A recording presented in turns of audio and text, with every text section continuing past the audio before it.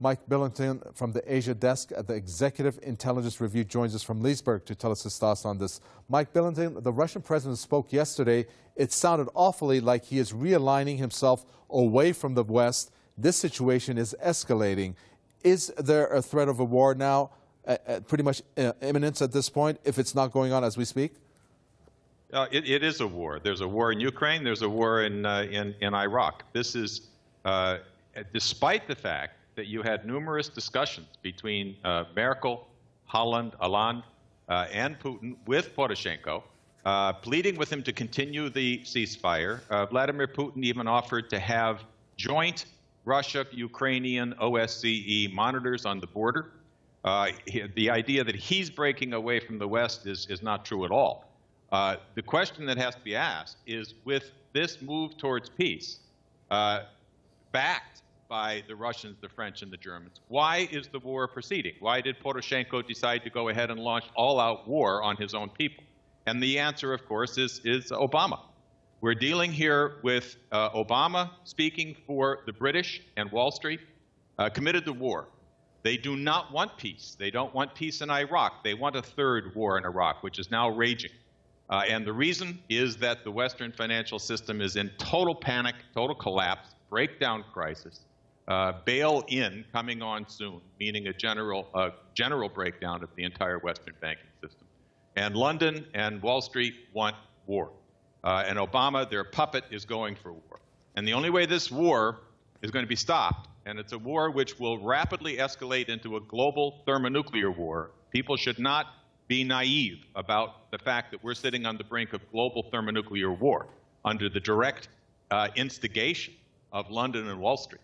That the only way this is going to be stopped is for Obama to be impeached. And the potential for that is increasing rapidly in the United States, given the multiple crimes which Obama has been identified with, including the recent revelations about the Benghazi lying that took place, the lying about the terrorist attack on the embassy in Benghazi back in 2012.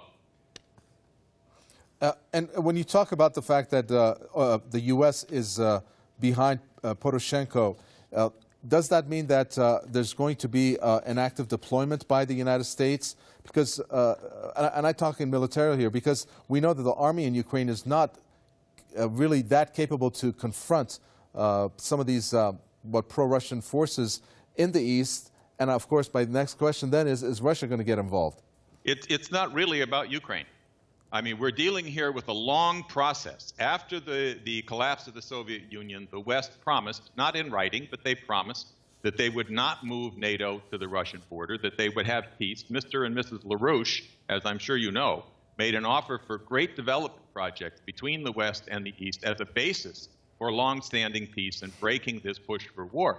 But the West wanted confrontation because of the financial crisis. And they are now moving NATO troops along the Russian border. They're setting up anti-ballistic missile systems around Russia.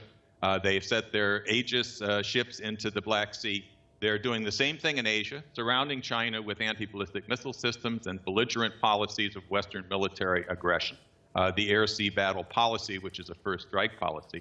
So Ukraine is an opportunity for Victoria Nuland and the Obama administration to justify a war which is being pushed for quite other reasons, which has to do with the global economic breakdown. And the West does not like the fact that Russia, China, India, and virtually every nation in Asia is backing great development projects, infrastructure development, technology, as opposed to the West, which is shutting itself down economically in order to bail out bankrupt banking institutions.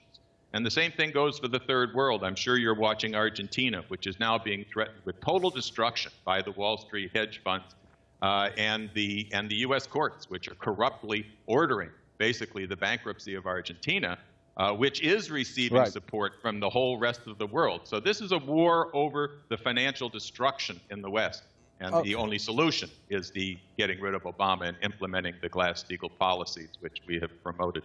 Thank you very much for that. Mike Billington from the Asia Desk, Executive Intelligence Review, talking to us.